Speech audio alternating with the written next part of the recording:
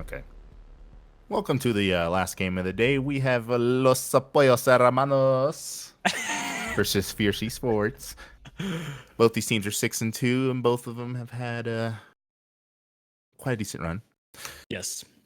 But yes, we're going to be seeing Consulate, and yeah, take it from there, Cuber. I'm joined by Red Cube. Yeah, joined by Red Cube. But we saw Consulate one time already today, and it was a very, very close game. It got down to the wire, and it was an absolute treat to watch. And it's going to be interesting to see, we were talking about this in the pregame, is the fact that in EU, we tend to see a lot more variation in strats in terms of team to team. So we were thinking, Los Pollos Hermanos versus Fierce.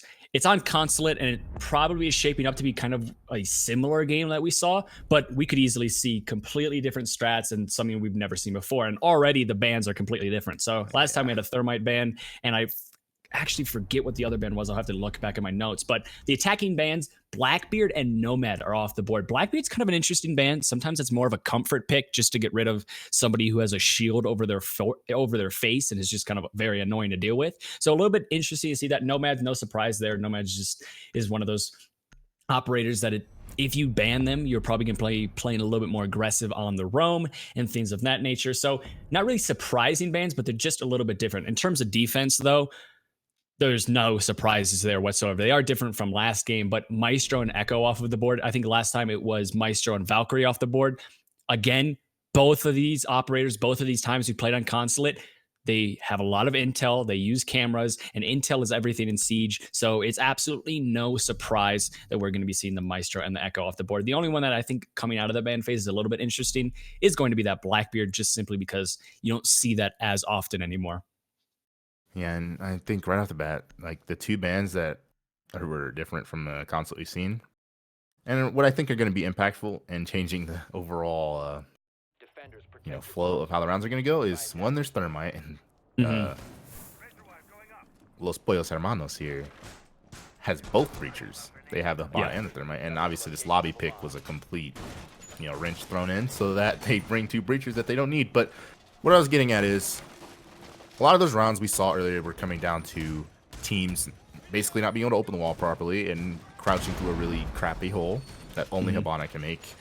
And we also saw Echo just stunning the crap out of people in those final, 10 to 20 seconds, which was basically the theme of the last game we played, or casted, which of course you can find in the video section of this channel. But yes, it was a good game. But yes, very good game. Those two things I think are going to change the absolute flow of how this whole game is going to play out, because now all of a sudden you can open what you want and you can open it wide, and you can also plant in the middle of sight, without getting your plant stopped by a cheat code, basically invisible anti-plant drone. But yeah, we see one of these guys is named Captain. It's amazing. I don't know how he got that name. I was thinking about that in the lobby. I was like, that is like such a basic name. I'm so surprised that he was able to just get that very, very clean name. But we are going to be seeing actually a similar attacking take from last game. This time around, they do have a Capital on the board. So Capital was the last ban, but Capital is actually going to be rappelling in and swinging into admin office and just clearing this east side as quick as possible. And like you said, the fact that this site is now on lobby and not upstairs and not downstairs, I think has definitely thrown off the attack just a little bit and has slowed down the initial push so far, because a minute has gone by and I think they're still trying to drone things out and figure things out, because the operators they brought to attack lobby, well, the operators they brought aren't made to attack lobby, rather to attack maybe downstairs or upstairs. So it's just kind of interesting to see that the defense has definitely kind of thrown them off just a little bit. We're going to be seeing Ash is going to be pushing in with the G36C. So sometimes you see people opt for the R4C, but because you have the G36, you're able to use an ACOG. But the first kill isn't going to be going to the Ash. It's actually going to be going to Capcan on the Habana. That is weird to say, but he's able to find one on the Mozzie. That's going to be a C4 off the board, as well as the fact any intel you gathered from potentially hacking drones. So it's a really nice kill there, as Smoke is actually playing fairly aggressively upstairs. This is an interesting spot for him. Typically see him in the projector room, just potentially maybe smoking off the main entrance, but him playing here behind the shield is actually a really nice spot. That shield probably is going to get destroyed by something, or maybe an Ash charge, or maybe a Capital bolt's going to come flying in, but he is wasting quite a lot of time as of right now. Yeah, and Capital actually flops down the hatch into sight on accident. And Capcan was on the Habana was downed as the Ash vaults right over and pre-fires Kayak who he knew was in the corner. He's pinned in the corner. It's smoke. All of a sudden, the attackers have full control of actually Projector and CEO, but they're going to drone out to be sure. I believe there's a player sitting on yellow stairs that hasn't been dealt with. Maybe even two of them. I'm not sure. No, just one. One player sitting on the yellow stairs contesting Mr. Mexis, but Shermie takes out Rise on the other part of the map, and Mexis looking to take this fight on a Tyrant, but loses it, interestingly enough. The Tyrant opts to go back downstairs, but, you know, I said these rounds would go differently, but right now we are seeing it come down to the final 20 seconds yet again. This must be an EU thing. 20 seconds left, 15 seconds, but there's no real denial. The only way they can deny a plant is with their bullets and their guns. It's Habana flops down the hatch. It is down. No, that's the Thatcher, actually. And all of a sudden, it's just Capkin. He's got to find two with no health and no time. Again, just the stalling and the lack of finish and polish at the end of rounds is costing.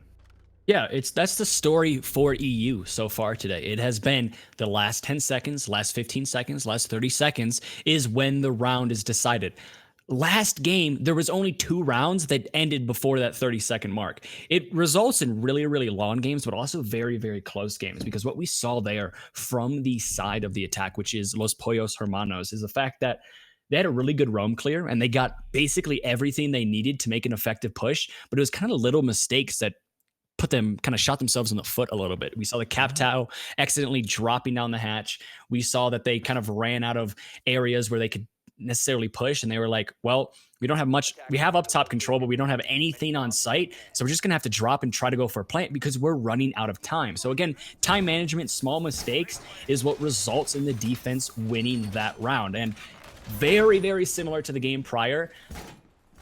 Already, I'm kind of starting to think this might, again, like you said, be an EU thing, and we could easily see another back and forth, where it's not necessarily back and forth in terms of rounds, but the ending scoreline is very close, but a lot of the rounds are defense favored. A lot of rounds are basically the defense waiting to those last 30 seconds where then they use their utility, deny plant, or just get the kills. And I'm expecting that's probably going to continue, that trend we have seen all day so far. I'm not expecting it to stop right now just based off of that first round we saw. Yeah, you're going to see a Cade come out from Kayak.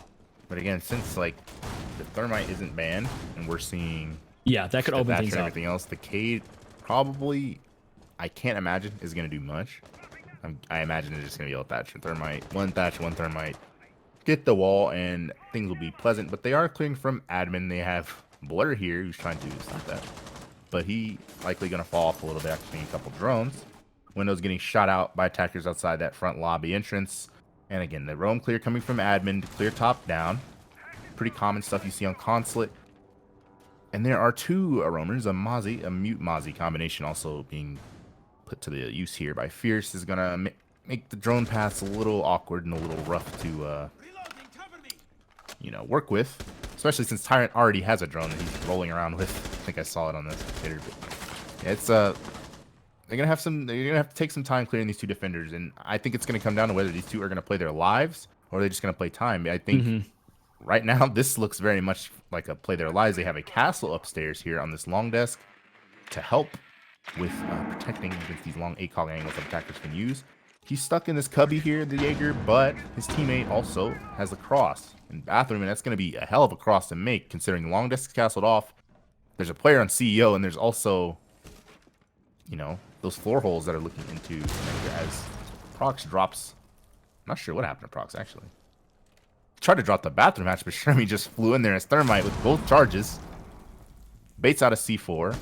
And actually takes out the Cade as well. So Shermie is just the fragmite right at the moment. And he might get a 3rd. He's aware of the player dropping the piano, and he got 3. And now all of a sudden, this round is rapidly turned into a 4v1, a castle with 2 impacts, and a really trashy gun. And no, not really time on his side either. He's got a full minute to kill. Not looking like an ideal situation for him to have to face. And not even going to find one, even though he's pretty far in. That gun is so terrible. It is so bad. It is the worst. I'm glad that more people are starting to realize. Like, I hear it said more and more often, like, it casts, like, that gun sucks. I've been saying that since 2017 when I was put on Castle. Comp. It is literally the most... It doesn't matter what your sense is. I think there's like 2 players, like historically, like Avian and probably like I can't even think of another person that was like actually good on Castle and was a threat. It's just the deck setup was good though. It just Shermie just walking through that second floor, walked in the lobby, killed the player in bathroom, killed the player in piano, just killed the player down the hatch in sight, trying to refrag his teammate. Just all Shermie so far. Oh, he should be taking off Thermite. For sure. For what I was literally just about to say. I have that in my notes. I said the Thermite decided not to play Thermite anymore. He said, you know what? I have 2 of my charges. I could open up Garage, but I also could just get 3 kills very, very quickly. I think I'm going to do that. And that's exactly what he did. He walks in the bathroom. He's able to find 1. He finds the Cade peeking up from the hatch. Is able to find a 2nd. And then somehow finds a 3rd, and basically that round was 100% won due to the fact that 3 defenders died to a Thermite who didn't even use his utility yet and was just winning his gunfight. So it's a really, really strong play there from the Thermite, and that's basically 100% what allowed Los Pollos Hermanos to win that out. But the thing is if we go to this site again, which we are, Fierce don't necessarily need to change anything up, in my opinion. I don't think their hold was bad. I don't think there was many logistical flaws in their basically idea of what they wanted to do that round. It's just the fact that Thermite had a really big play, and there's not much you can do to prepare against things like that. So I think Fierce doing something similar, wasting a lot of time like they did. They are going to be bringing a slightly different operator picks here, but just the fact that they can waste a lot of time like they did, do basically the same strat, and just not get fragged out by the Thermite out of nowhere, they're probably going to win this defense on this exact same site. And it's like literally the same setup, same castles, same shotgun holes, same pest locations even. Which honestly, surprising, I wouldn't say weren't that effective. It seemed like they still were able, like that Thermite clearly droned that play. Knew he was able to just walk in, take out the player in the bathroom, take the player out down the hatch, took a fight on him, and then there was a drone and piano on the player who dropped. So it was just, as Mexis was already aggressively pushing down Spiral. But yeah, he's actually going to go for that castle Among Us immediately, which is going to put Blur in a panic, a Blur panicking effect. Mm-hmm. Like those Mr. Krabs. Those Mr. Krabs. I was thinking about that as well. And he's like, bro, my castle's gone. But yeah, he's playing safe on this hatch, but they're aware of his play to drop. I think that's how the Thermite got the kill on him initially. Like they knew that that's their way out is this hatch and down yellow stairs. No one really stopping yellow stairs rotation as the Jaeger does get away. But I believe that Mozzie is still playing near piano. I think he's still in the yellow stairs area. He's also going to go down. So they're not going to play their lives this time. They made all that setup. They wasted 1:30. Now the attackers are going to have to start working that floor, which surprisingly they don't have a lot of soft destruction. There's breaching charges, of course, but unless you put a Thermite charge on the floor, on the soft floor, and make a giant hole that way, as Prox playing with fire here, hiding under the toilet. Not the most sanitary position to be in, but another one of his teammates fall. It's Blur, and all of a sudden, despite the lack of soft destruction that honestly they would have needed to execute on the site, they can probably execute on the site with just man advantage. As he's, what an angle. He's playing on the top of the toilet here, but he's flashed. Likely going to be pushed. His teammate was killed elsewhere by Shermie, who's having quite a game himself, but the Mute's still alive in the bathroom. Takes out Flipsy, but is traded by Capkin, who gets 2 to end the round, and Pollos Hermanos looking pretty crisp on attack, despite the setup. Yeah, and it seems like this, like you said, the setup for the defense is actually fairly good. Like there doesn't seem to be any glaring mistakes from the setup. It's just the fact that what we're seeing right now from Los Pollos Hermanos is they're winning their gunfights and they're getting kills very, very early on.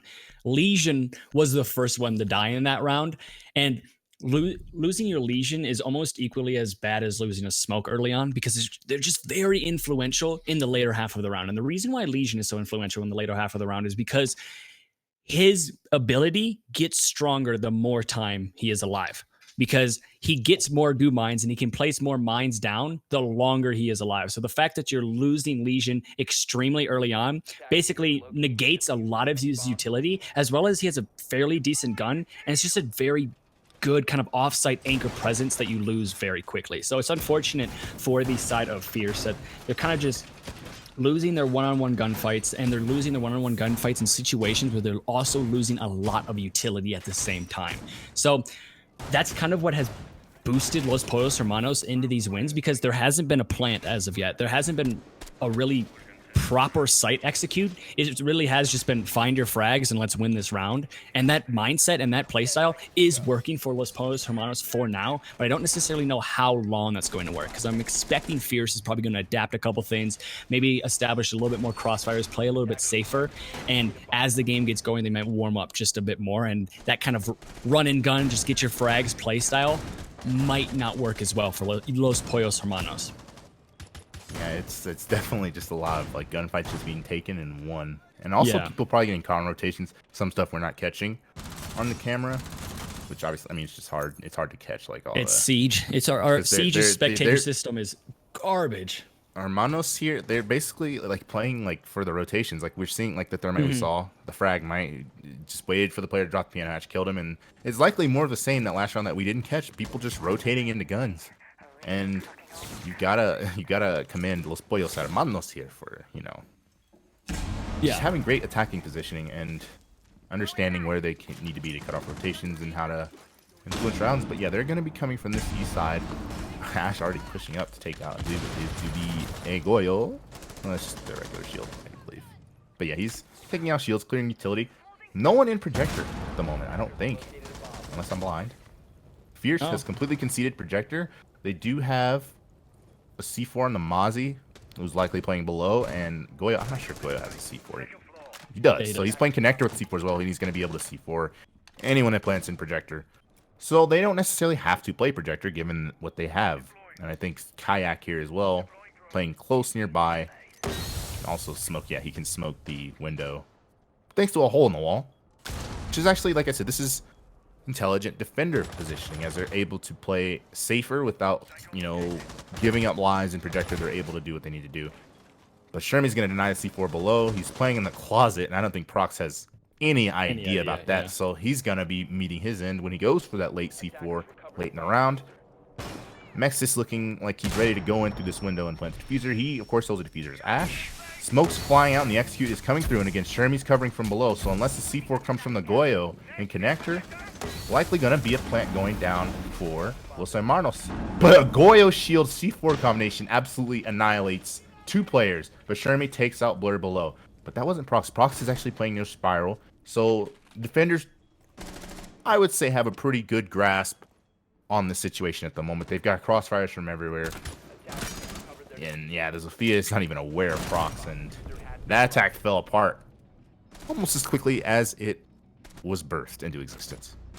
Yeah, it comes off the back of just a really strong Goyo play. I didn't actually know ridiculous. that. Yeah, the shield plus the C4. That just kind of shows how powerful Goyo is, especially on the map of Consulate. There's situations you can do that even on the basement defense. You can put 3 shields like near the door of the basement. You have 1 C4 and all 3 of them are going to explode. It's impossible to plant. So if it's going down to the last 30 seconds, someone tries to plant, you just burst open a Goyo shield.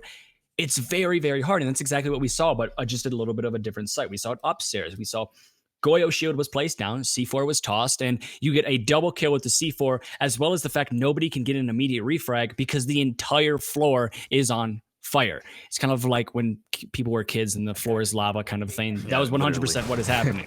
You cannot walk into the room. You cannot recover the diffuser. You're going to waste a lot of time. It was a really solid play there from Goyo, and that's 100% why we saw the side of Fierce who were able to bring one back and answer for the 2 unanswered rounds prior. And I said this last game, but for every answer there is a rebuttal, and I'm expecting this game to kind of have a lot of rebuttals back and forth, because it's shaping up to be a little bit more back and forth, but still a close game than what we saw between Crow and I'm just blanking on the other team's name. But in that Crow game, it was kind of completely one-sided on defense. For when the round switch and side switch, then it started getting really, really close because the other team was on defense. Whereas I think here, it's still going to be a very, very close game. The only difference being instead of it defense, defense, defense, it's probably going to be defense, attack, defense, attack, defense, attack. A little bit more of a typical pattern you would expect on the map of Consulate. And we are going to be going now to this lobby press room site. This is the second time we're actually seeing this. We saw this the first time around, and it really threw off the attacking team the first time around. And I think now they're just a little bit more prepared, as they all have this time only brought 1 hard breacher instead of bringing 2. But I mean, you could say because they brought the 1 hard breacher the first time around and he was able to find 3 kills, it was helpful. But we're just going to have to wait and see here. Yeah, already we see them repelling all over those west windows. Kayak eats a breach charge to the face, but is somehow still alive. I think that was his castle that got destroyed, and it cost him most of his health. As it's Shermie there, we're repelling on the window, and instantly, within the first minute, we have Mozzie flying out a window, getting a repel kill, or kill on a repelling player, and someone else dying elsewhere. I'm not sure, actually. This Ash is just dead. Oh, she swung in, so she's just already in and already going for it. Shermie's trying to find the kill on the smoke, who was already lit up earlier from the breach charge. I think he's decided to concede. No, he's just playing close in the Visa stairs, which is smart. He's not exposing himself anymore, given his low health. But yeah, they're coming from all kinds of directions. They're on the projected balcony, they're on the CEO repel. But the defenders are also playing in corners where they're not really exposed to it. Kayak's not really exposed, and Tyrant hiding near those yellow stairs has basically created like almost a kill trap. I think that's how the Ash ended up dying. She ran it, she repelled in, and someone's just sitting on yellow stairs. He's trapped in the corner, and it's just a kill box. Like if you repel in a CEO right now, you die, and if you come in projector, you're close to close like shotgun range against the smoke. And Yeah. oh, the timing that he's able to get away. I doubt that Zophia's gonna run in and look down the hatch. So I doubt it, but she might. I think she's in now. No, she did not go in. So a little bit of a missed opportunity. I think Kayak's gonna be picked up now.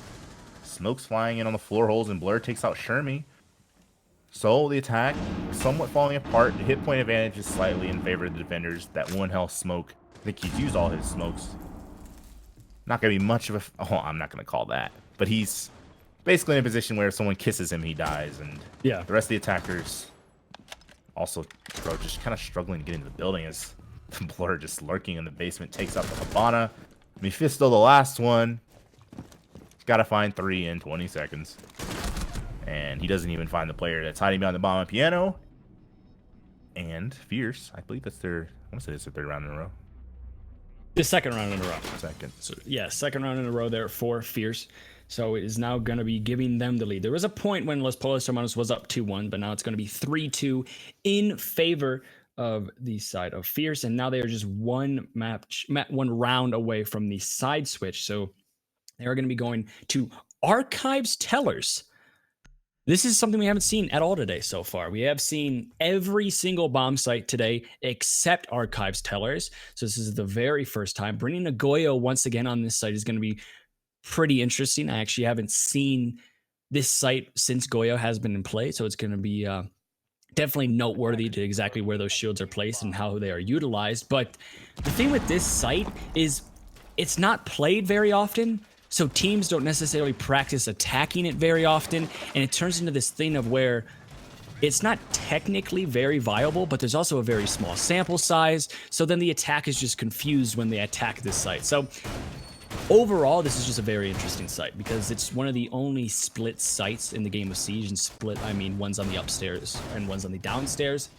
And it just kind of opens up the doors for the roamers, not the roamers, but just the entire defense to kind of be all over the place. And the attack not necessarily knowing where or when maybe they want to execute, or maybe they need to find somebody. So it's just going to be very interesting to see how both of these teams play this, because again, there's a small sample size for this site and it's not played very often. It has kind of seen a re-emergence just a little bit here and there, but overall it is the least played site. And we're just going to have to kind of wait and see here. But Blur is going to be playing upstairs. Blur has been pretty influential on the roam. He's been able to find a lot of frags and also waste a lot of time. And it's probably going to be on his agenda to deal with this Ashe as well. The Ashe is kind of pushing in very, very aggressively. We saw this last time around, and Ashe was the first one dead almost immediately. But we can see that's not the case here, as she has completely established herself in the basement and is already making her presence very well known. But there's going to be a Mira to stop her right in her tracks and slow down the attack just a little bit. Yeah, she's moving in there rather quickly. Almost all the attackers now have moved in really quickly, avoiding the 3rd, 2nd floor setups from Fierce. They're basically strictly taking the 1st floor, but again, they're running into a wall that's this mirror, and I imagine there are Goyo shields as well on that 1st floor site, or the basement site rather, as Blur takes out one on the roam. Again. Ash, she somehow went from the kitchen all the way up yellow stairs and got shot in the back, so that's an interesting path she took. But yeah, it's going to cost her life and grant Blur another kill. So they're just going to have to deal with this mirror. I imagine the Capital is going to fly in, flame the Mira, so that it's pushable, but I don't think he knows that he's under the Harry Potter staircase, but Mira loses that with 1 health, and the Capitale is inches from burning himself. But ultimately, the Mira has been iced, and there's just one more player in this bottom site they have to deal with. If they're able to take out the Goyo of Prox, they actually have a lot of control, even given their man and hit point, count at the moment. As most of the Fierce players are above, and the site isn't really suited for dealing with upward downward. It's more of a downward upward site, and the downward upward players are dead, so they're able to walk in and plant now. Dropping down these hatches is almost a death note, as all of the El Pollos Hermanos players are literally waiting for it, and they're also going to be waiting for the spiral push. It's not looking good for the defenders, as they're pushing into ACOGs and all that cover in that archive site. It's not a good looking, especially given there are literally 0 cameras on it, and yeah, that's just a double kill from Mephisto. The end, Los Pollos Hermanos brings it to a 3-3 tie. A 3-3 split in Consulate is definitely favored for the team that started on attack. Typically, you're going to see a 4-2 split going into the half, but we are going to be going into the half, and it's going to be the side switch here. So Los Pollos Hermanos is now going to be on defense, and Fierce is going to be on attack. And what happened that last round is you're looking at a situation where basically the attacking team completely ignored the second and third floor and just pushed sight on that basement floor. And it resulted in a situation where we saw Fierce had a really good hold for second and third floor that would definitely wasted a lot of time, but the attacking team just ignored it, and the defense didn't recognize that kind of process of ignoring quick enough, and they weren't able to rotate back to site fast enough, and site was then gifted to the attacking team. And then at that point, even with the plant not even being down, you're basically forced into a retake situation because site is in complete control of the attack, and you didn't have too much vertical presence. So a little bit unfortunate there for the side of Fierce, because I had a really good hold, but it was just basically completely pinpointed and countered perfectly by the side of Los Pollos Hermanos. But now we are on that side switch, so we're going to have to see a little bit of a change of pace between these two teams, and already we are going to be going down to Mr. Old Reliable, I like to call it, the basement site, which everybody knows and loves and has been played the absolute most.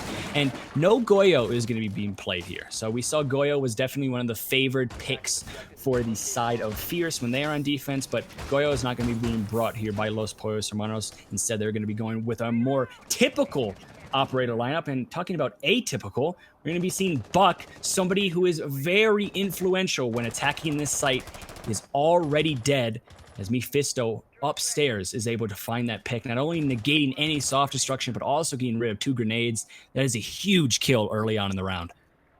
Yeah, taking out the Buck on this site is huge, especially given the fact that they don't have a Thatcher. And unless the Twitch drone worms its way through that drone hole or down the yellow stairs, it's going to actually be almost impossible to find that Cade. Even though they're on the second floor, they're going to have to, I don't know, put on the glasses, put on the contacts, and try to find the Cades, which has an extended range, which means you can put it in places where you may not even be able to shoot it from above. I'm pretty sure there's a spot like on the garage where you can put it where you can't even shoot it like from above. You have to like come down the stairs or have a Thatcher, which they don't. So he's going to get that Cade off, and he should be able to trick this Thermite if he didn't mistime it. And he mistimed it. Well, that is unfortunate. Well, the thing is, he doesn't know that there's no Thatcher, likely. That's very true. So he just thought it was going to be Thatcher. He's going to have to trick it, and unfortunately, Fierce is able to get away with that. But it's still a 3v4. They've got time to try to find some picks and work these defenders, but not ideal when, you've got a Captain playing a Jaeger lurking around on your flank. You're unaware of it. And the Mephisto picks up, I believe, his second of the round, and it's all up to Rise now, who I believe is on a donut. He needs this round just to get his Siege GG in order, I would say, because that's the best thing that can come from the attack right now. Rise, get a kill and get some confidence. He's wearing Ember Eyes too. Whatever skin that is, pizza skin. This is a shot from the first defender coming around the corner. They know where he is. I believe they know he has a donut as well, and no, he no longer has a donut. Got his first one. He's got to find 3 more. 50 seconds left. And he has a lot of time. They're not going to give him. He's dead. Never mind. He has a lot of time, but he doesn't have his head. So there it is. And it kind of, I think, falls back on the fact that you lost that buck super early on. Yes, they did get away with the fact that they opened up that wall, even though they 100% shouldn't have been able to open up that wall because they didn't have a buck. They didn't have a Thatcher. They just didn't really have the necessary utility to even open up that wall. But they got away with it, which was a major positive and actually kind of a major negative for the defense. But it really didn't surmount to anything, as it was just the defense was able to find 1, 2, 3, 4, making it a 4v1. And it was just, again, Los Pollos Hermanos this entire game has been playing this kind of play style where they just keep winning their gunfights. And it's a little unfortunate for Fierce because no matter what they do in certain rounds, it seems like the gunfight side of things and the mechanical side of things is always going in favor of Los Pollos Hermanos. That's what's giving them the lead right now. It's a very slim lead. It is 4-3, and both of these teams are still flirting with the lead, and the lead doesn't know who to go home with. But it's still a situation where if that mechanical skill starts even heating up a little bit more, you could see Fierce in a position where it just kind of falls apart here. You know what Fierce really needs? I know I touched on it a little bit at the end of that round, but Rise being on that entry Zofia and not really being necessarily like effective this game so far is something you should look to. You should basically be looking at as the catalyst for the rest of the performance of their attacks. Because if you're only able to, forget what his name is, Tyre, I don't remember his name, but the Ashe there is the only one able to push in and basically like accomplish the Tyrant. Figured it was Tyrant. I didn't want to say something stupid. But yeah, you figure if he's gonna have to shoulder most of the load as an entry, especially given how Los Pollos Hermanos is playing, I don't foresee this ending well for Fierce. Now, I'm just curious to see whether he's able to basically spawn in on attack here and influence his team, because they are going to start working on this garage though. Right? What is this? He's putting a claymore so that no one runs out on the CEO repel. I'm not sure if they open that impact. Did they make an impact hole there? I don't know. I feel like won't that claymore just get destroyed? No, because okay, I don't know. It's like, are they playing mind games? They just impact it so that someone would run out and hit it. Hey, next level. But yeah, they obviously just made that hole. I think obviously probably to make it to where the site's piano, right? If defenders can go under into the garage area and C4 like in plain sight of that garage hole, I guess you open that hole so that you deter them from even considering it, even though they're probably gonna do it anyway. Yes, someone's there. But yeah, this is a strictly piano take at the moment. Like I said, the first thing they did was clear the basement, or at least scare people off the basement. Now they're working on the players in the antechamber and bathroom. It's gonna be the Data Mexis and Fitzy on the Goyo. One Goyo shield has already been used and popped.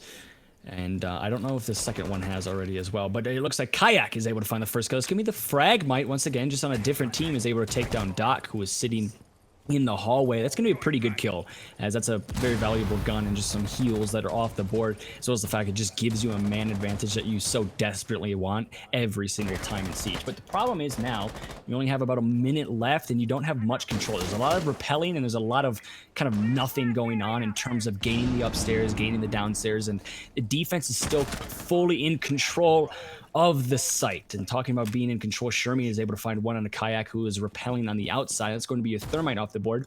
Not really useful in this situation because you don't really need the hard breaching, but just the fact that now there's only 45 seconds left and the man advantage is not in your favor anymore and you don't have a lot of control. That's just a kill that kind of just puts a thorn in your side. It's a little bit of a cold war right now. Not much going on in terms of pushing and kind of making your presence known from the attack, and they don't have a lot of time to really put together an effective execute with the assets they have right now. So this is not looking good for the attack, and the defense, with a lot of utility and with the time completely on their side, they are in a really nice position to win this round out. But repellents are going to be coming in. I don't exactly know where, but C4 is going to land. Buck is able to find one, but Mephisto is able to find the immediate refrag, guaranteeing the defense stays in the man advantage department. So Buck and Zofia are going to be your last alive. Diffuser is going to be down, and just like that, Los Pollos Hermanos are able to win yet another round. And it comes down to the last 30 seconds. It seems like I'm a broken record today. In EU, last 30 seconds is where every round seems to be decided. Yeah, I think ultimately, like, their biggest issue was, I think one was sitting, I hate to pick out Rise again, but Zofia was sitting on the CEO repel, obviously watching for someone to look down, like CEO floor holes or anything. But the bigger concern was the yellow stairs area that I don't think a single attacker actually entered. and was even aware of, because from there they Valkyrie was could still up have. there too. That's an entry point like into the site. You saw Shermie was able to walk up and kill the thermite. I don't think he makes that play if there's pressure from yellow stairs from the attackers, and clearly they were interested in that side of the map as they, they made that weird impact on garage, and then either that or the defenders made it. Someone made that impact and they claymored it. They were obviously concerned about that area. At that point, I don't know why, if your attack is on piano, the missing step there was simply pushing up, the yellow stairs and being into the site. They had having site control. You had the player on CEO to make sure it shouldn't have been the Zofia Rise. It should have been someone else. You put that player on CEO. You put one on yellow stairs. You have your piano repel player with the diffuser, and then you take control of piano that way. It seemed like I said, the yellow stairs part was missing, and it prevented them from being entry. It allowed the defenders to just be lurking around bathroom, lurking around, walking up in the thermite with the diffuser on repel, because he's not concerned about his back. He's not concerned about being shot in the back or anything. He's just able to walk around piano and chip and duck the repelling players. So it's turning. It's just the lack of, like I said, just action from the entry players in Fierce that's leading to stalling and ultimately a 2-round deficit, as they are going to be able to go back to the top 4 site. That is Los Pollos Hermanos, that is. And they have 3 players in this split admin copy area. They know exactly where Fierce is coming from.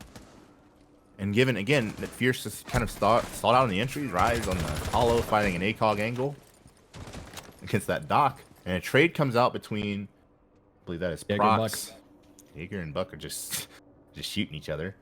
But one player tried to enter in, he died.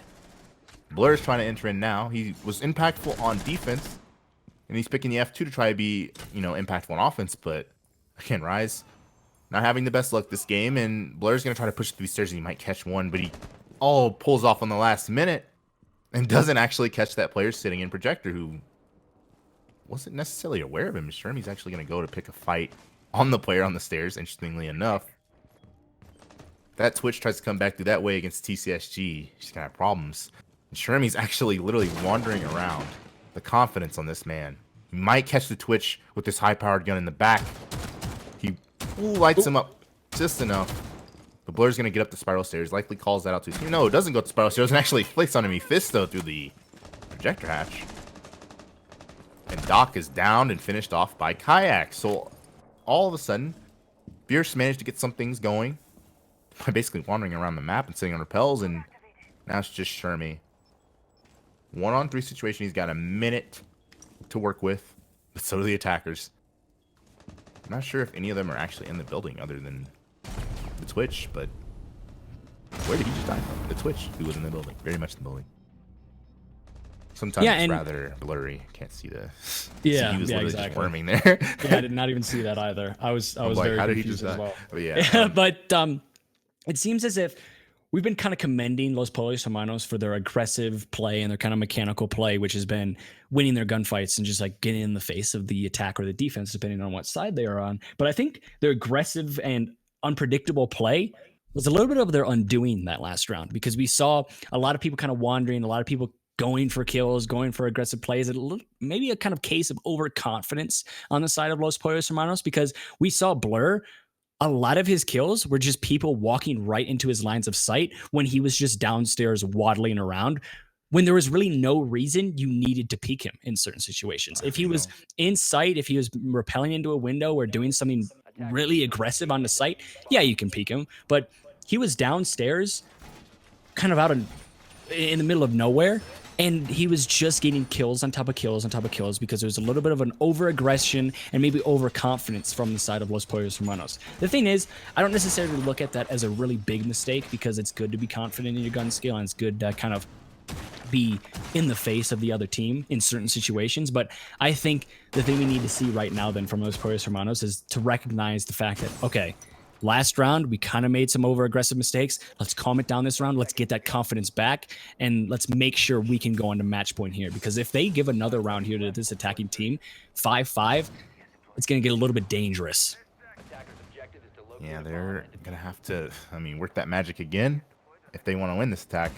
But yeah, I think it was mostly just, like I said, the Twitch kind of just wandering around. Wandering around, yeah.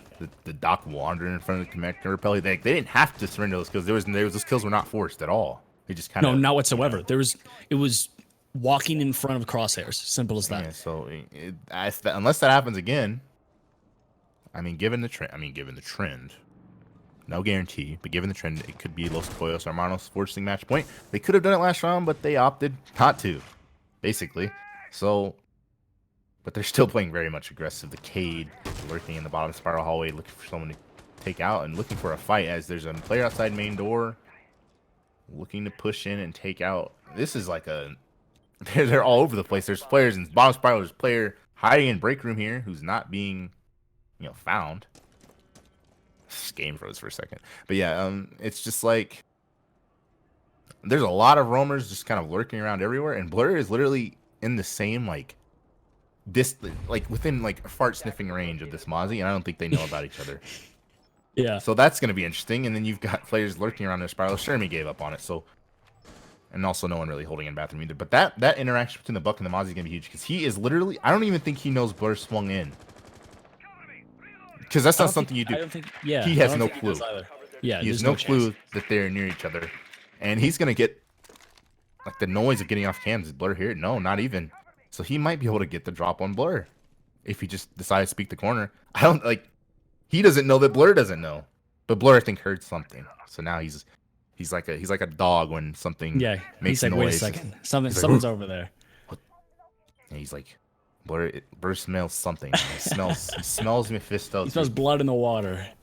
Yeah, and that's gonna be interesting. Whoever gets that kill, eventually. What are these two doing? They're both just kind of sitting and watching Phantom Illusions. Blur's watching a Visa flank when he's already on your flank. He's literally behind you, but Mephisto doesn't know that. So I guess he's just gonna waddle downstairs. The Captain is literally walking past Blur. So okay, surely the noise from Legion has alerted Captain and the Mozzie, who's probably on the move now, is pushed down these stairs. Doesn't work out for Blur. He's dead now. So yeah, he was in a situation to find 2 kills. Oh, and just like that. But yeah, the Mozzie's the one who takes the damage, but Captain ultimately gets the kill.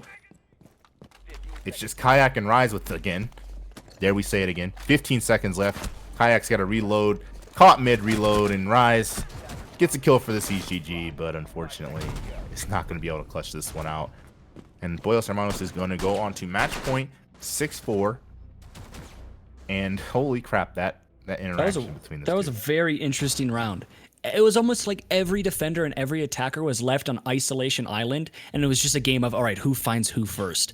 Who's gonna peek this? Yeah, who hears who first, and who's gonna get the intel that they need in order to make an effective kind of push or an effective get a kill maybe, and things like that. But nonetheless, we are pushed on to match point for the defending side here of Los Pollos Hermanos, and it seems as if Fierce, they are right in this game, but you know what they say, men don't stumble over mountains, they stumble over molehills. And I think there's just been a lot of molehills for this side of Fierce because there's just these little mistakes that seem to be happening. Missing some shots, missing their gunfights, not being in the correct position by maybe just 5 seconds in time. And as well as the fact that, again, I don't want to point out any certain players, but the entry capability from the side of Fierce has definitely been lacking just a little bit.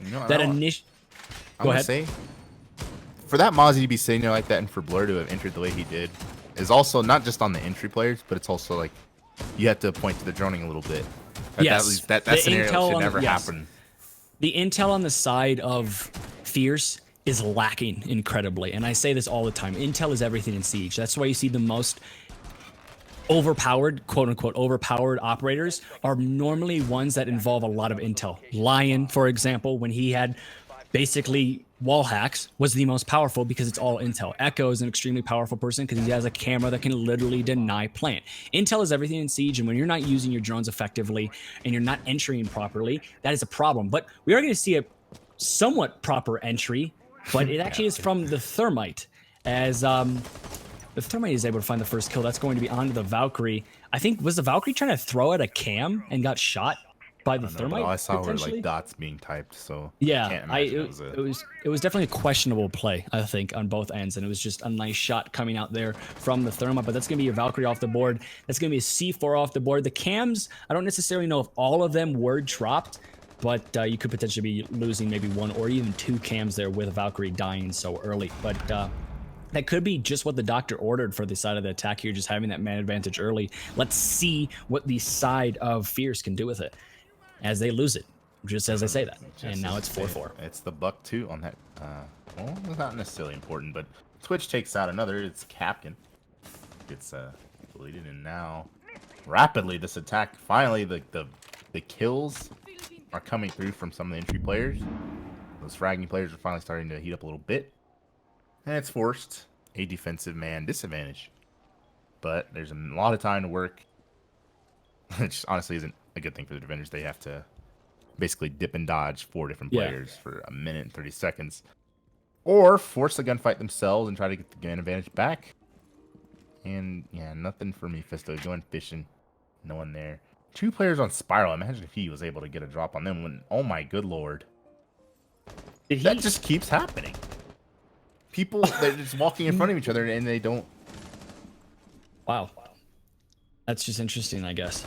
As he does it again, I'm pretty sure. Yeah. And yep. Oh, Tyrant knows now. He has smelled the Mozzie. He has smelled the Australian man, and is just going to be ignoring it. Instead, it's going to be going upstairs, sitting on the service stairs. 55 seconds now, but it is going to be a 1v3 situation. Doc is the last alive. He has a very good gun, and he also can stim himself up 3 times, but he could potentially have to go for a retake. That's going to be Diffuser. He can just play time now if he defends that Diffuser properly. Twitch with the F2 is still on the board, so that's always a problem. But now, because the Diffuser has been put down, it puts Doc in a really nice situation that wasted a lot of time. The Diffuser has been picked up, though. So IQ is going to be going for the plant. It looks like that plant is going to be coming down unless Doc could find another one. He doesn't. He's able to find a kill, so it's making it a 1v1. This is definitely winnable for the Doc. He's going to be peeking around into the lawn desk area. Just has to find the Twitch and try to win that gunfight out. Once again, though, it is going to be the F2. It's going to be very hard, and just like that, the F2 wins that round out. And Fierce bring it back, winning round number 11. And they are now in striking distance to potentially send this into an overtime situation and prevent match point for as long as possible. What a game of inches would you say it is? Narrowly missing the shot onto the Twitch, but an impressive reel back altogether, but just not able to finish it there for the Doc. But wow. Honestly, I'm not sure how that just ended up being so close there at the end, but yeah. Just nice. I guess just nice shots from the Doc. I mean, nothing else to it. It was a really good entry by the side of, I was talking about that in the early going of that round. I said Fierce needed a really big entry here. They got a big entry. They got that thermite first initial kill. Then they brought the game into a 2v4 situation. That, I think, was kind of what spurred the effect of Fierce winning that round. The fact that it got brought down to a 1v1, though, is a little bit scary, and definitely they're kind of post-plant or post-man advantage situations need to be worked on a little bit if I'm on the side of Fierce, because you never want a 2v4 to get that close. But they did win the round, and a win is a win, and every team is undefeated if they have more points than the other team. And just like that, Fierce was able to have more bodies than the other team, and they were able to win that round out. It is now 6-5, though, which is kind of, in my opinion, the worst scoreline, because you're so close. When you're on the side of Fierce, you're so close to forcing into an overtime, but literally one mistake and the game's over. So this is obviously the most important round right now for the side of Fierce, because they need to win it in order to keep this game going.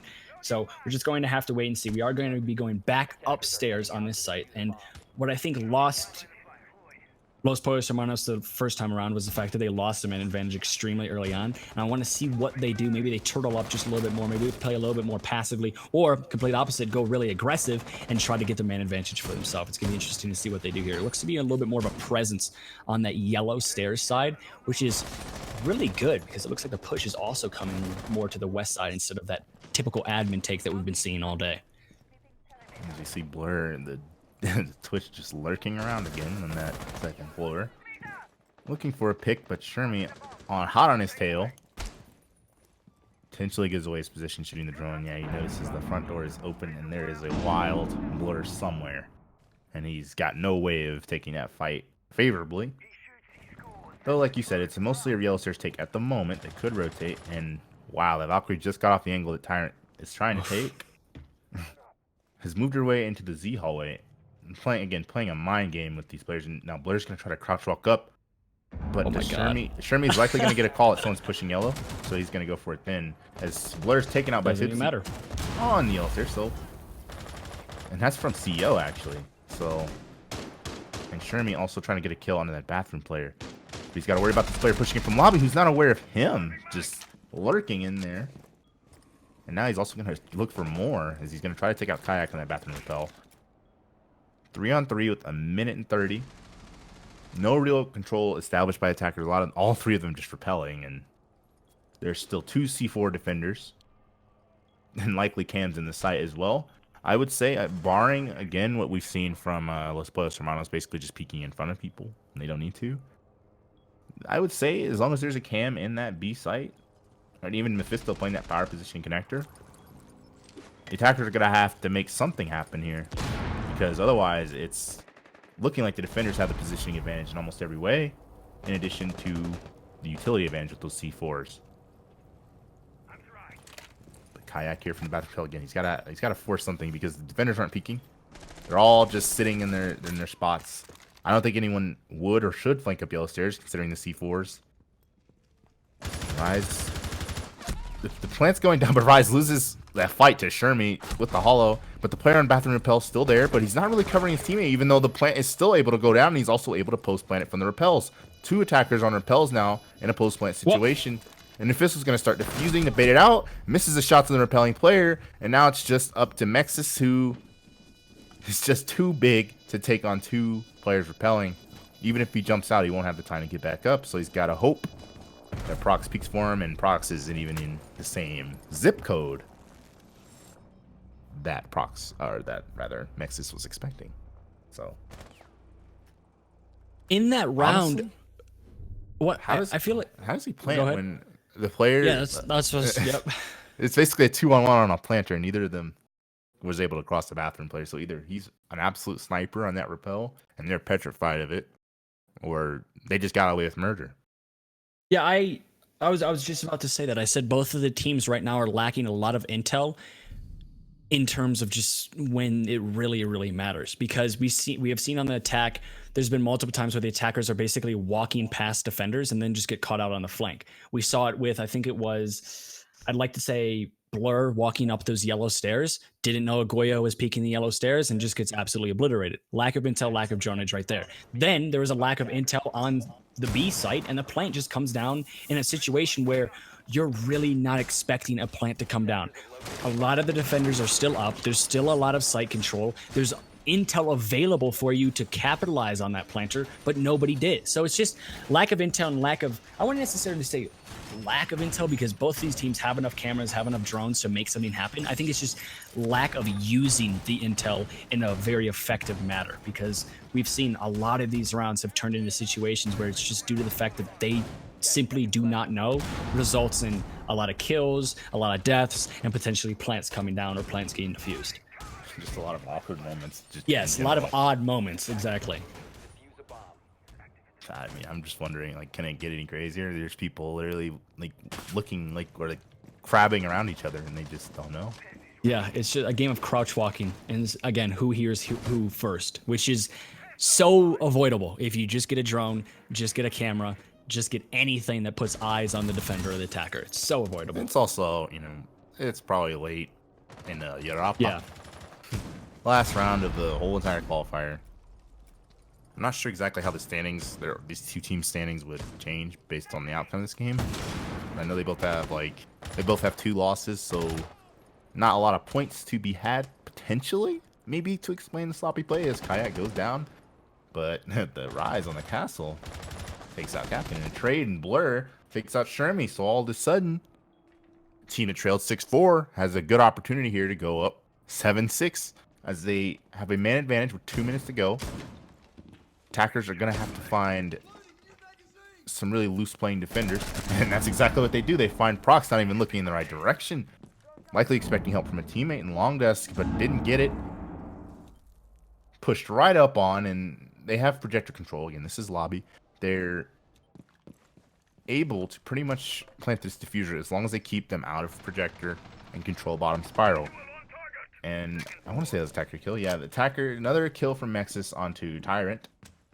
And just like that, this defense, it was a 4v3. And I guess I called it too early. It's now a 2-on-3. And attackers still have almost well over a minute to work the site and find one of these, or two of these 3 remaining defenders. Which includes a UMP castle, which is not much of a defender. Yeah, it's not really. I wouldn't even consider that a defender. His UMP and him with the UMP is about as useful as like a plant. It's just is not good. It's so bad. Yeah. But we are gonna be seeing that skin though. Pretty nice. It does look fairly clean. Looks very clean. Actually. Maybe that's why he volunteers to play castle, so he can play it. Yeah. Smoke's coming out, the flames coming out. Plant's going down, and what's he gonna do? Swing through this with the UMP and win this fight on the hatch? That's what he's gonna have to do. Teammate takes out Mexus, and the planter goes down as well, and now it's just the Capital. Where did he launch those flames from? Bottom spiral. Takes out one, and that's the castle. The Jaeger, though, unbeknownst to the Capital, he drops the hatch, and he's on the diffuser now. He can start baiting out a diffusion. Where's the Capital? Close enough. He's got to crouch walk up, and that's exactly what it is. Plays it perfectly, and the game of crouch walking continues. Yes. Blur likely does not hear him lurking around this corner while the diffuse is going off. And the attacker's still around. I, quite frankly, thought they were not going to win. Yeah, no, after it was put into that 2v1 situation, I actually pretty much expected the Capital to basically be losing that one out. But again, with the castle, there's not much a castle can do in terms of winning a gunfight. So it was just all up to the Jaeger when the castle died. But now, the thing that is more important is the fact that we are now seeing Los Pollos Hermanos on to overtime match point. This could be the famous final scene of the day, as this is the last game of the day, and this could potentially be the last round of the day as well. So we are going to be seeing them on defense throughout this entire matchup. Every single matchup today, and also this matchup, has been somewhat the favored side. In the matchup before, it was 100% the favored side. It hasn't been as one-sided on defense in this game as it was prior, but there is still more defending wins than there are attacking wins. I think it's just by, I'm actually going to tally this up here. So there's been only one more defending win than attacking win. So it is still very, very close. So anybody is in this game, but just in terms of the map of Consulate, it is a defender-sided map, and maybe, just maybe, we can see the side of Los Pollos Hermanos capitalize on that and shut this game down. Yeah, definitely, like we called at the beginning of the game, it wasn't going to be as defender-sided as defender or, 10 seconds left decided as the last game we saw. It's definitely been a lot more decisive from both these teams. But also a good fair amount of clutches as well, as we're going back to this lobby site for Los Pollos Hermanos, I believe. Yes, back to this lobby site.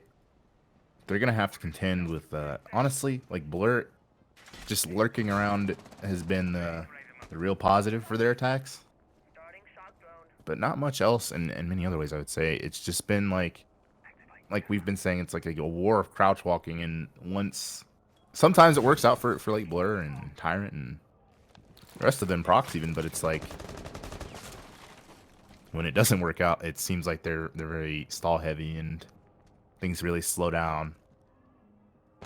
So man, there he goes again, Blur lurking on that F2. He's on that lone rat mentality right now. This entire game, I think. And I don't know if he's being active droned. He's just relying on his ears. He's relying on what I can hear while I'm crouch walking, and he might be able to catch this Jaeger as he hears him. The Jaeger's not going to pick that fight, though. Unlikely they know he's in beast because he likely shot the camera and likely made noise, or defenders know that, cameras are gone. So Proxo waiting. He might be able to ping and pop this buck. He's right outside the garage at the moment, I'm pretty sure. Last we saw him. He's on his drone. Yeah, he should be able to keep eyes on this Mozzie, and then once he realizes he's behind white, just buck the wall and absolutely destroy him, especially since he has that drone on him. Well, the doc dies on sight. And again, this piano take, I'm wondering, remember I talked about this, is the push going to come through from Yellow Stairs? I mean, they got to deal with the Shermie here, who again has holes, has the C4, in addition to probably a player that's likely ratting it out on sight in a corner. That would be easy to deal with if they push from yellow stairs. But at the moment, the attack, again, kind of slowing down. Not really decisive on what they need to do. And Mephisto is literally hiding in piano under the desk, and it still has been dealt with despite all those repelling players. So, again, it's like, are they going to make something happen here, or are they going to sit outside on the repels? Because right now, Mephisto could absolutely, in addition to Shermie, if he's not dealt with, could absolutely dismantle this attack, as they're looking to be swinging in at the moment. Pre-play C4, but Mephisto actually misses the shots, even though he had no idea he was there. The Mozzie being pushed from below, not going to be able to go for a C4, and Flipsy's been downed. So it's suddenly a 2-on-5, 1-on-5, as we're going to go all the way, I think. Yeah, unless Capcan can pull off an absolutely incredible 1v5 ace. It looks like this is going to be going into overtime, match point 7-7. The round's not over yet. And now it is. Never mind. And just like that, we are going to be going on winner takes all situation here. And it's very interesting because I feel like both of these teams are married to the idea of taking their time in certain situations. And in that last round, I really felt as if Fierce Esports was doing too much of nothing. I feel like they were taking their time a little bit too long. They had the Mozzie downstairs. There was a lot of utility on defense. And it just felt as if when and if Fierce decided to execute, it was going to basically be completely denied by C4s, by just guns in the head and just a really strong sight hold. But I was obviously completely wrong, as Fierce were able to make an extremely effective execute. They were able to basically stop the Mozzie from even trying to pull off that C4. They denied I think it was the mute in sight from trying to stop the repel. And it was just all around a really good back and forth between the entire attacking team of killing or getting rid of certain parts of utility or certain guns. And it was just overall really nice execute that I didn't expect to happen, actually, if I'm being 100% honest. But we are going to be mute there. Like, I don't know how he didn't just, because he was like lurking there as if nobody knew where he was. He's just sitting there under people repelling. Usually, like, the guy gets deleted instantly, right? Like, but he's just sitting there. And when he finally stood up, he lost the fight, and then apparently the round, because at that point everyone just started dying. And it could have been. Yeah, it easily was maybe just a mix of a little bit of luck and a lot of skill from Fierce, and it was just too much to handle from the side of Los Pollos Hermanos. But Los Pollos Hermanos now being on attack, and they're going to have to attack the upstairs site, which throughout the entire day today has been extremely defender-sided. It's a very tall task for Los Pollos Hermanos, but if there is a team to do it, it is definitely them, because they have pulled off some very impressive attacks, but that is not a good start, as they're going to be losing their Zofia extremely early on. That's a lot of utility, no stuns, no impacts, and also now a 4v5 in a round that is extremely important. Especially when you're dealing with that Goyo not even being able to get a single lifeline shot off. Is going to be a huge problem. I think one of these rounds we saw a team get double C4'd by a Goyo and Projector. Much more likely to come down to some Goyos, as I believe there's a Goyo again. I think it's almost the exact same setup. Yeah, it's it could be problematic late round. Very problematic. But they do still have an Ashe, so Ashe could get rid of one, potentially two, if she wants to use both of the charges on the Goyo shields. But again, just losing that Zofia super early on has not only lost a lot of utility, but you can see the attack is stalling out just a little bit. They kind of are taken back by the fact that the Zofia is down, and they're slowing things down quite a bit, as well as the fact there's a lot of defenders kind of just roaming around, again, on that kind of lone rat mentality where they're all over the place. They have a pulse downstairs who is most likely just going to be spitting intel and information to his team that is upstairs. He's obviously not getting anything right now, but late in the round, if that pulse doesn't get cleared out, he could be extremely influential with how this round decides to go. Yeah, I mean, and right now he has the absolute advantage, and as the Goyo exploded. Yes. He has the advantage of knowing, having the drop on the Ashe, as he's actually not gonna. He has no C4, so he's just gonna rotate up. I'm not sure what he uses C4 on. I remember seeing him use it, but I believe the Goyo shields are gone. But there are likely still C4s, not from the Pulse, but from Goyo himself. that were so problematic the last time they played this site, where you got a double kill and the player's trying to plant behind that projector bomb. Smoke's coming out, likely going to delay and execute even further as another player is taken out. It's Blur, who's had quite the game, taking out Capkin, and all of a sudden it's falling off. The wheels are falling off the wagon. Capital just, I don't even know how he got down. He's just downed, and now it's just Mexis. Sorry if I'm butchering your pronunciation. And a 1-on-5 with 20 seconds left. 1-on-4, padding the CGG. But ultimately, he's going to run through the smoke. Light up another player. Can't go for his teammate. There's no time. And Fierce Esports, they trailed, I believe it was 6-4. They trailed overtime. A very significant portion of this game. I really thought Fierce was going to lose this game, if I'm being honest. I really thought Los Pollos Hermanos, obviously, first time casting EU, so I don't necessarily know these players as well, and I don't really know the reputation behind these teams, but seeing Los Pollos Hermanos go into the half, yes, it was 3-3, but they looked like they were going to start running away with it. I really thought it was their game to win. And it turned out Fierce, just out of nowhere, with kind of behind the spearhead that was Blur, who went 17-10, was able to win this one out. And that was, once again, a very, very close game. And it was also a really, really good game to close things out. Yeah, Europe has been a pleasure. Absolutely. All day. But yeah, neither of those teams are going to win the qualifier or anything. They both had 2 losses, but likely top 10 placement for both of them. And yeah, I mean, it was fun casting in Europe today, for sure. Yes. If anybody doesn't know this was our first time ever casting Europe. So again, we apologize for maybe mispronouncing names or not knowing a lot of the teams and things of that nature. But we hope to return in the near future. And just like that, we are going to actually have to be closing things down here. Thanks so much, everybody, for watching. My name is RedCube, but because this is Cookie's stream, I want him to give the final hurrah and the final goodbye. Yeah, goodbye, guys. It was fun. I thought I was going to say something funny.